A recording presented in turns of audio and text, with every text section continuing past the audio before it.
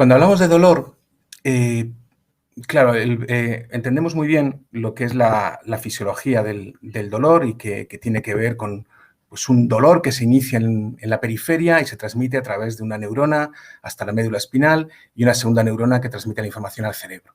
Y cuando la información llega al cerebro, pues el dolor se hace consciente, por decirlo de algún modo. La parte sensorial está muy clara y la entendemos y la podemos medir y la podemos valorar. El problema es que cuando llegamos al cerebro, cuando esa información llega al cerebro, la información nociceptiva, primero activamos la corteza somatosensorial que nos dice dónde está el dolor y cómo de intenso es ese dolor. Luego se activa el sistema límbico, que lo que nos va a decir es cómo nos sentimos frente a ese dolor, las emociones que acompañan a ese estímulo que se ha generado en la periferia. Y finalmente tenemos la integración de todos esos mensajes y de toda esa información que se hace en la corteza prefrontal. Y ahí, en la corteza prefrontal, es donde se genera la experiencia dolorosa. Y la experiencia dolorosa es única y varía entre personas. Y no hay dos personas que tengan el mismo dolor porque no hay dos personas que hayan vivido la vida de la misma manera. Entonces, factores genéticos, factores ambientales, factores educativos, todo eso va a influir en lo que es el dolor. ¿Por qué os hago esta introducción?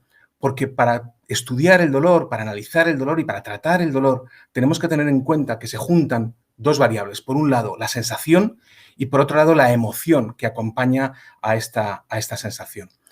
Y hay que tratar las dos, porque si solamente tratamos la sensación, es decir, bloqueamos la transmisión de información dolorosa, pero no hacemos nada sobre las sensaciones y cómo el paciente se comporta con respecto a esas sensaciones, pues lógicamente el alivio del dolor nunca va a ser máximo.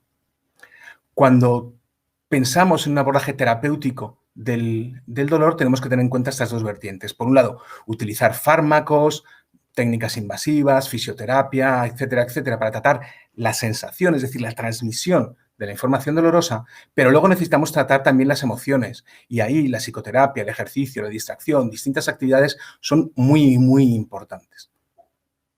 Y esto tiene que ver con cómo vamos a poder tratar el dolor en general y, por supuesto, cómo lo vamos a poder tratar cuando hablemos de cannabinoides.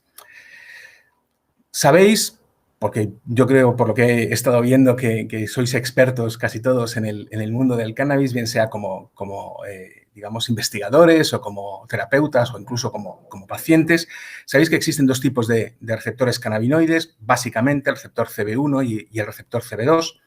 A lo largo de todas las vías del dolor, bien sea en la periferia o en el sistema nervioso central y en